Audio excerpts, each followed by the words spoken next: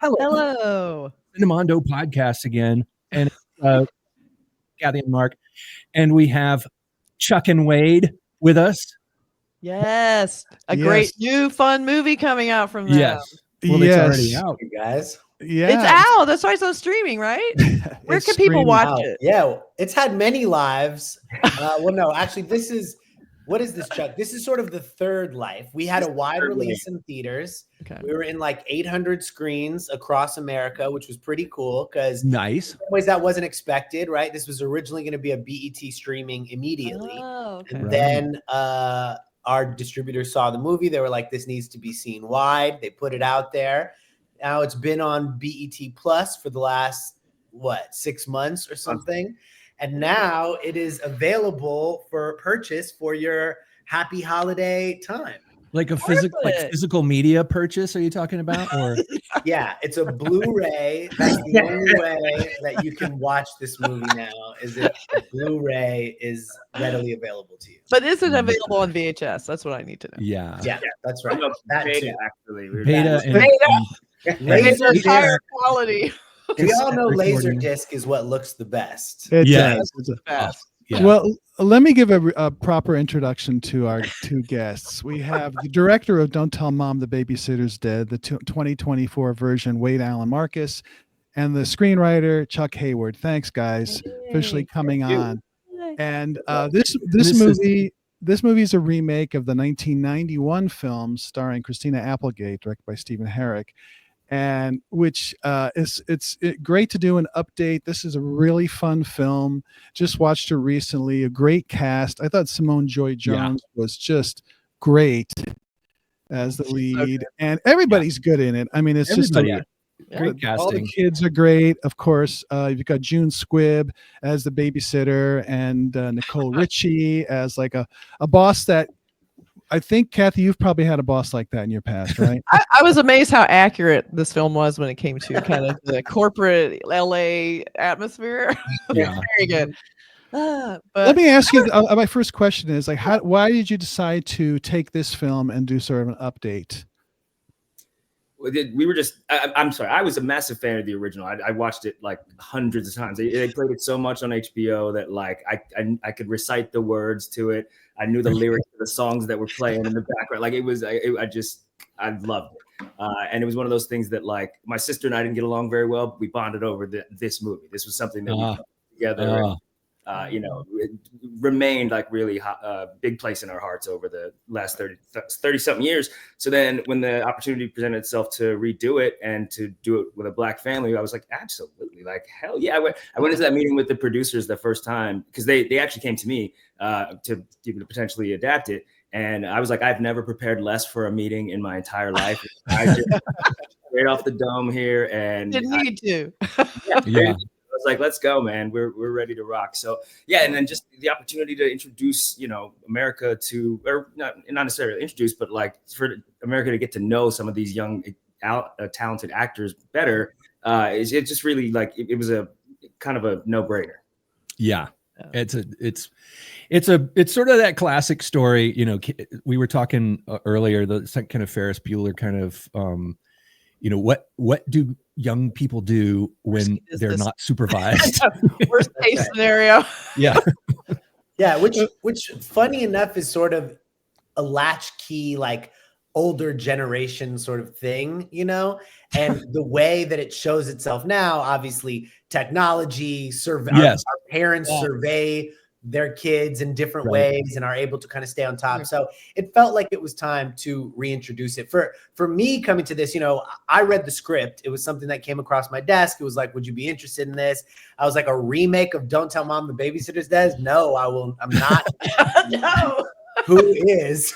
Yeah. And then I read Chuck's very funny, very sort of heart forward script, and I surprisingly just saw a lot of myself in this movie, right? I mean, me being the oldest of four, of really like being able to see the sibling love story. And when I went back and rewatched the original, I was kind of like, man, does this movie work better Black?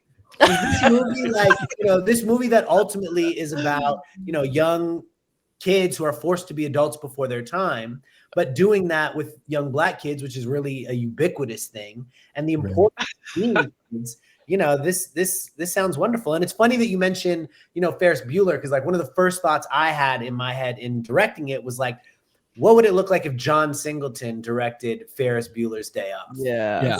How does that kind of come to life? And that was sort of like one of these first touchstones for us of how we wanted to make this movie. Yeah. I think, updating it. I mean, there's a funny line, Chuck, that you put in there about like when they're talking about, security cameras, and she goes, Ayami Sledge's character goes, this is not 1991. And I was like, a direct, throwback to that, to the first film, which I'm not Christina Applegate. Exactly. But it's funny that you say that, because I think, sometimes remakes and understandably, I like to always say like everyone has remake fatigue, and that's understandable. Like we want original stories. Sometimes this is the opportunities that you get, and so you try to figure out kind of your way to do it fresh. And I think what Chuck did so brilliantly, and what we kind of like tried to keep the whole time, which is like, let's really keep the spirit of the original. Let's lean into, that kind of meta thing that we know that this movie existed before us. We shot in the original house. Obviously, we have some cameos in this movie. We really wanted to kind of pay homage and its flowers to the original film, while also making it something completely brand new, and kind of lean into the zany, both structure and just tone of what that original film is. Yeah, right. I love that, because a lot of times they don't, like, movies exist in a void of other movies having existed. Even it comes down to like zombie movies, like how are you going to handle zombies? Well, don't you remember those movies about zombies? We can do that, Right. I love that you guys brought that into it. That's very funny. Well, the thing about, I think sometimes people, when they do remakes, kind of do, they make that mistake of saying, let's totally change it and only keep these things. But the things they keep aren't the things that you loved about the movie in the first place. And if you can zero in on what it is about what people loved about that first movie, and why, Chuck, why you watched it 1,000 times or however, why did you, and I'm sure you analyzed that, like, what is it about this movie that just pulls me in? And, that's what you lean into. And instead of just trying to totally reboot it, like, let's set it on a colony on Mars and have, but that's not a bad idea, actually. Actually, wait a second, Burk. You're onto something. Don't tell Mom the Martian is dead.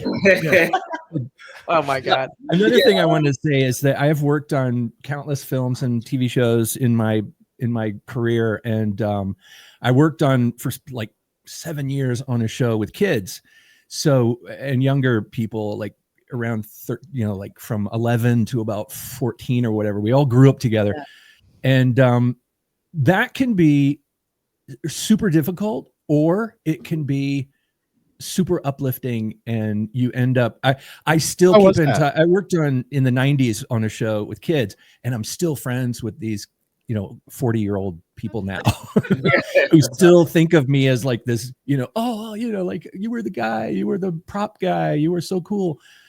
And I wasn't working with them.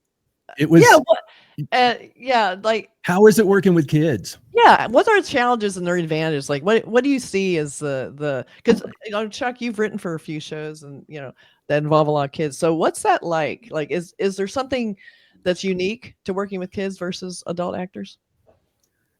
For me, I think it's just a lack of jadedness, which is really refreshing, and it kind of like reawakens your fresh perspective on the world about what's possible and what's ahead and all the good stuff. And like, there's an inherent laughter with them. It's so funny that you say that, Burk, because last month I just got dinner with Vincent Martella, who was one of the actors on Everybody Hates Chris, where I was PA like 15 years ago. Oh, that's funny. And so like same thing, like we keep, and I run into Tyler James Williams and stuff at events, and it's really cool to see these people who I met when they were 15 and 13. Right.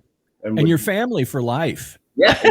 It it's really cool. So yeah, you do sort of form that fun bond.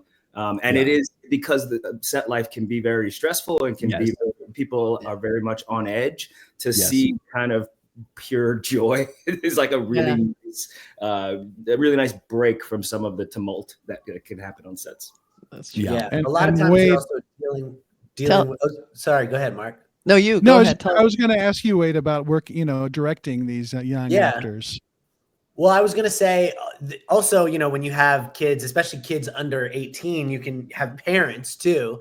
And you never know what that's going to be like. In terms of how they're going to be sort of getting involved. And these are their children. So you obviously kind of have to be deferential, but you're also like, I'm paying these kids to be here and to do something great. But you can't audition parents, unfortunately. That would be I know. That would probably change things. That would change things. But no, but our parents were incredible, which obviously helps make good kids. And then these kids were just so professional, so funny, and they fell into being a family immediately. I mean, it started really with Simone. She was just an incredible person to have at the top of the cast list, and her and Danielle Hansley just fell into this great brother-sister dynamic, on and off screen. Yeah. And that trickled down into Ayami, into Carter.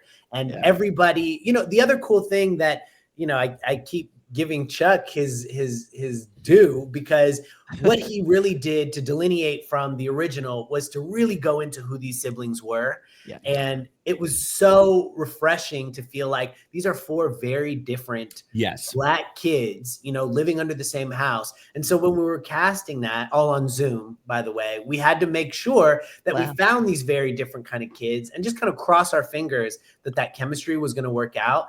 And they met each other and just fell in love with each other. So they were having a good time all the time. And they wanted to be there all the time. They were like, oh, no, my day's over. Can I just stay and hang out? And, we're like, as long as you're off the clock. We're not paying you. And that's really funny. Is it the rap party, I imagine?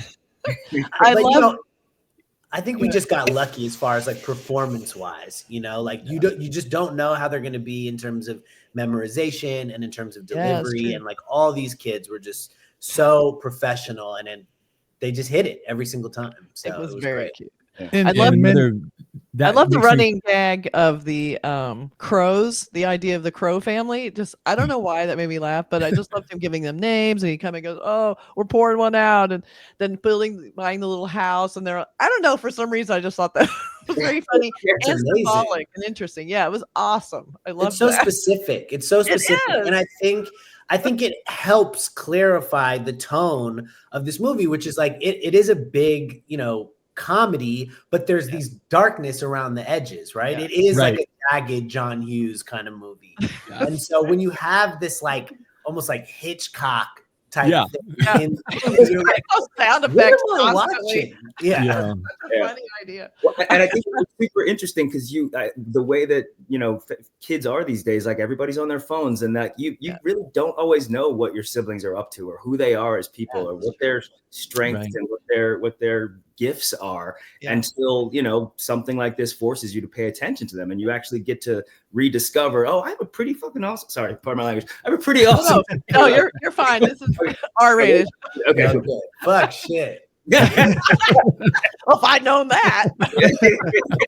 So just like the idea of not taking family for granted was really like that's the thing that existed in the original that I really held on to the most as like the spirit of the movie. You know what I mean? Right. Well, because you really tapped into the mom is gone, so they're like, let's just go for it, and all the kids kind of just do their own thing, and all of a sudden it's upon Simone to be, look at the dishes in the sink, look at the mess in the house, look at all of a sudden she starts taking on the mantle of the parent, which she did not ask for. And then she's like, why aren't you guys doing the dishes? And of course they saw what he did with the dishes. But it's like, I love that idea too, because you have to grow up at some point. There has to be you have to go there. And that's always the saddest part of these movies, is you see the kids having fun. And coming of age. You're always like, you got to do the dishes. Well, that's I think not a thrill to pay the bills in grown-upville.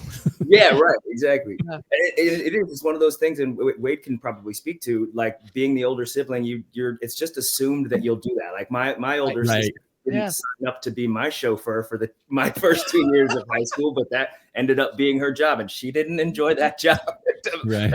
So like, That's so funny. Really wanted to like emphasize how that can like, while it's really important and while it's really like a loving thing, can breed resentment and can really like change the dynamic of a familial relationship.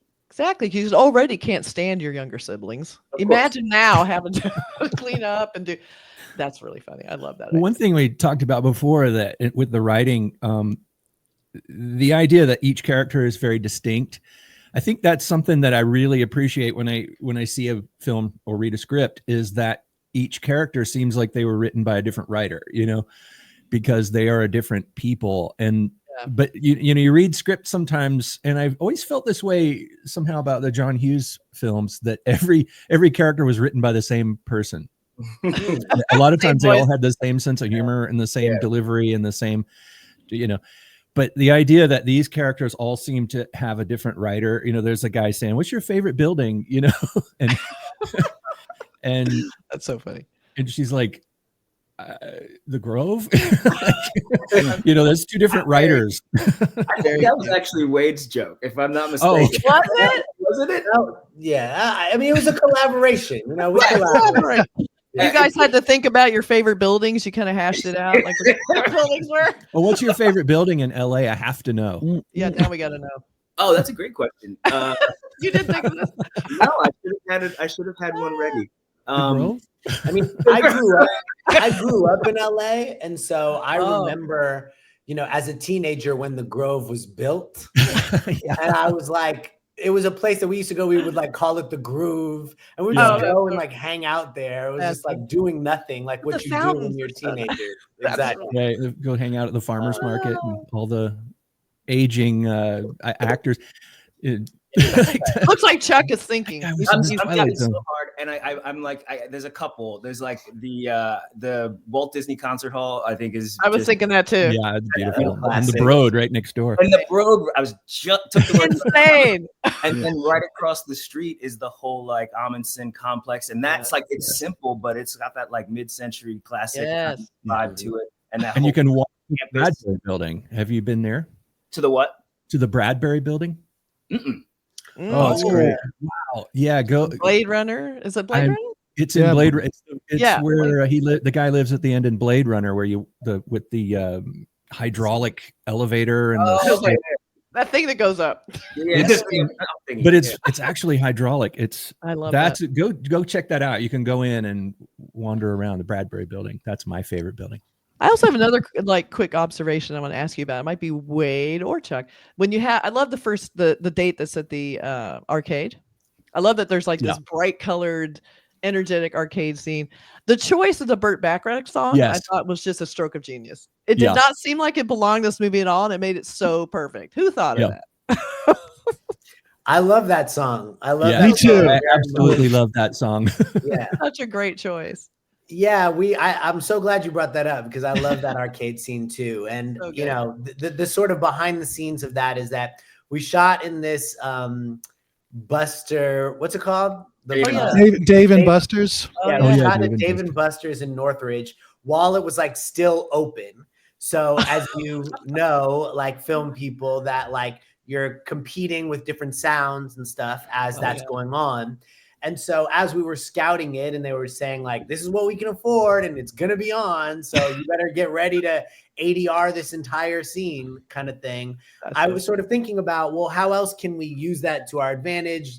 Again, this is like necessity, mother of invention kind of thing, where it's like, maybe we can make it even more romantic. Maybe we can make it kind of a cut up, feel a little bit dreamier. And then, let's put in a song that is not necessarily something that they would ever listen to, these characters, but is something that would give the feeling of what this was like, you know? And so I think there's like an element. It made it like a little bit more frenetic and a little bit more like that song choice made it romantic. So it felt like what first love feels like. Yeah. And it's kind of swirling and otherworldly. And I when I saw that the first time, I was like, Wade's a fucking genius, man. It was so good. It was great. That song can bring the tears, I think. I know. It also makes you fall in love. I mean, you can see the two characters sort of falling in love with each other with that music and all the little snippets of dialogue, the cutting. It's like, oh, that's a perfect sort of distillation of maybe a first date or getting to know each other. So instead of let's go to dinner and go to a movie, like I love that it took place in something like that where they could talk and have fun together. It was really. I also have to mention another song in this movie that I absolutely love. It's a classic groove of all time, William Devon. Be Thankful. So good. That song just kills me every time I hear it. That was our most expensive song. Oh, really? More expensive than Burt Bacharach? Wow. Well, actually, they're sort of tied. Those were the two. You know, of course. Is the Herb Alpert version of it of This Guy's in Love, right? That's right. That was good. Yeah. I think so. Yeah. Yeah, it was This Guy's in Love. You know.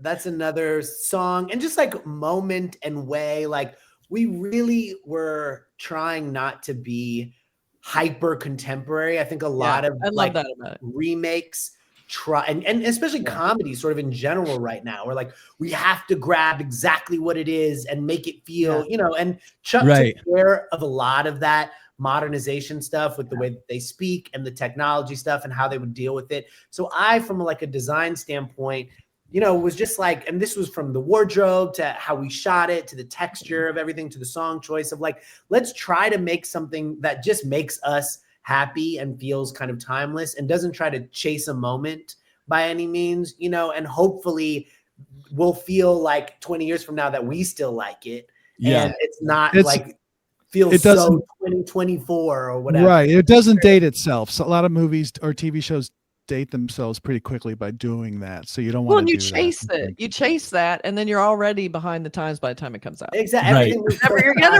So just like, I love the idea of keeping it timeless. That was a very smart choice. I love that. Well, that's the thing I was wondering too. When you work with younger actors, I think a lot of times they know more about younger people than we do, and you know, especially me. But you guys are a bit closer to your youth than I am. But the when you have kids on the set, was there ever a time where any of them said, I don't know if someone my age would say that, or should I say this instead? Did they contribute anything? There were little things here and there, but for the most part, like they were all just, they thought it was so unbelievably funny too, you know, like that's why they really wanted to do it. And I think, you know, I can maybe think of once or twice that they were like, oh, maybe it should be said like this. But for the most part, they were just like, this is great. I'll say it like this. And also, if it's something that they don't know, I also think kids are like, oh, like people say like copy. Yeah, let's just throw copy in there or whatever. Like things that they're like, that's so weird. You say tight. When was tight? Like, oh, maybe we can bring that back. Like that'll be, oh, snap. Like, snap. Sort of bring things back, you know? That's really funny. Yeah. And I also like, I worked on Grownish for 3 years as like a writer and a producer. So I had spent time around like that kind of chasing hyper contemporary culture and being around younger folks. And you just realize that like, yes, they'll be like, oh, this when it doesn't feel right to them. But I think also a lot of kids are just like interested in whatever, you know, however other people think, if you let them, you know. What's next for you guys? You plan on working together on another project, or is that something that you're talking about or considering? When I saw how this dude interpreted my script, I was like, what are we doing next? Like, what? I asked him the same question because I was like, he gets me, he gets my voice, and he brings so much flair as we've discussed already to it, and you know, I've said before, it makes me look like a better writer than I am, so I'm grateful for that. Stop it. we don't no we got lucky, you know, because that doesn't always happen, obviously. Like a director can come on and be like, thank you, my man, my woman, you can take a back seat, I got it from here. And from the beginning, I relied on Chuck, and you know, we were super collaborative. So we're trying to figure that out ASAP of what's happening. I mean, you If know, they still make movies in this town. I know. Seriously. And oh let my us God. know when you figure We'll something out. We'll crack that code. Yeah, we'll let you know. We would love to have Yeah, you you back let us on anytime you want to come back on. We love talking to people that love movies, and one thing that we always do is we ask people, what are the things, whether it's movie or TV, whatever, that when you were young, it was like, that's what I want to do. Yeah, I want to be in movies. Was there a moment? Yeah, for me, it was. There were two movies I think that stand out the most for me, and just comedically, it was. Well, these are kind of linked, but Naked Gun and Airplane. Those were comedically the ones that was like, oh shit, that's what I got to do. Yeah.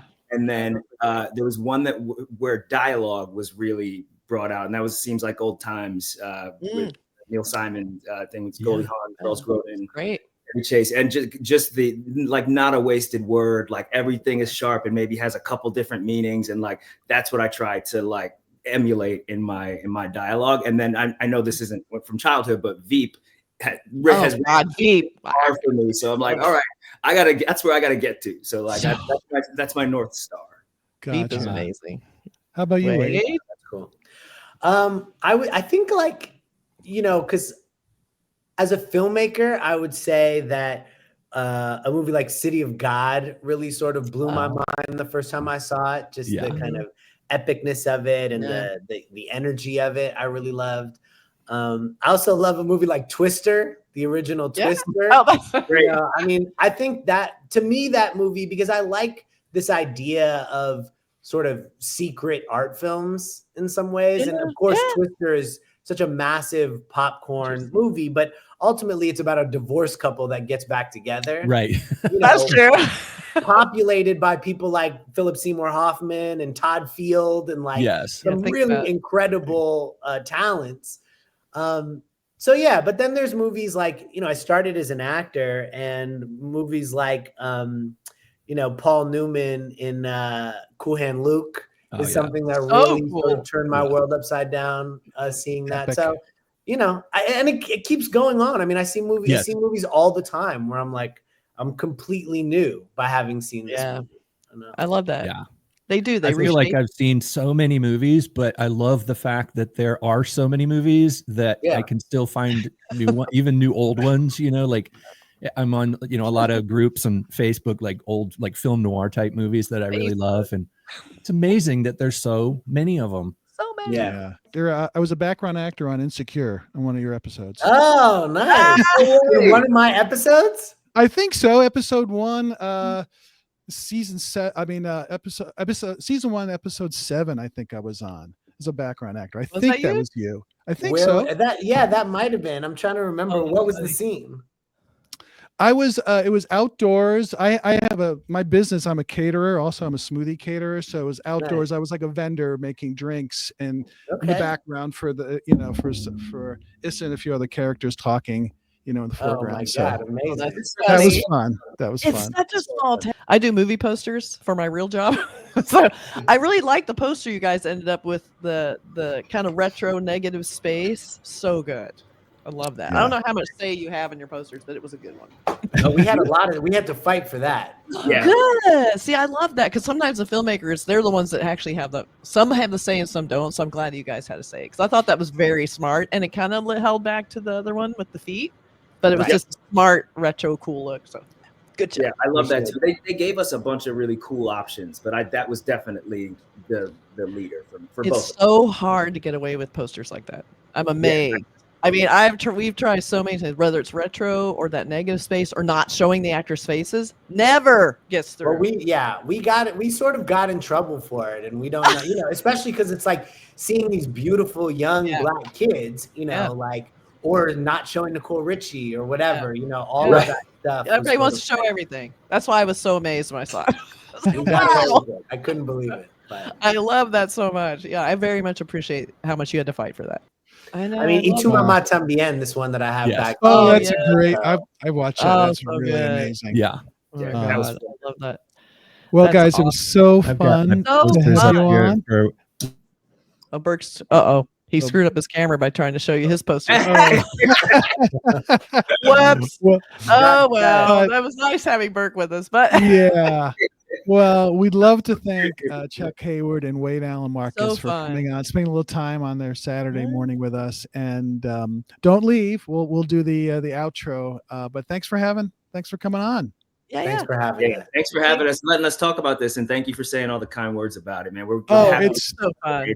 It's a really fun movie, and I thought everything about it. I had a lot of laughs, and we didn't mention June Squibb, but she's there for a few minutes, and she brings it too. In a couple of minutes, June Squibb, Miss Pat. We mentioned Nicole Richie. Yeah, the Miss Pat is so good. Jermaine Fowler, Tyreek Withers. I mean, there's a lot of people that I feel like we'll continue to see. Yes, agreed. Obviously, he had a big career, but we'll continue to have a big career. Yeah. Awesome. It was really fun. Miles Fowler too, the guy that plays Brian. Hey, I thought he was great. Yeah, Miles Fowler. A really wonderful cast. So good. Absolutely. All right, hang around. Don't leave, but we're going to say goodbye. Thanks for joining us. Bye. Thank you, guys.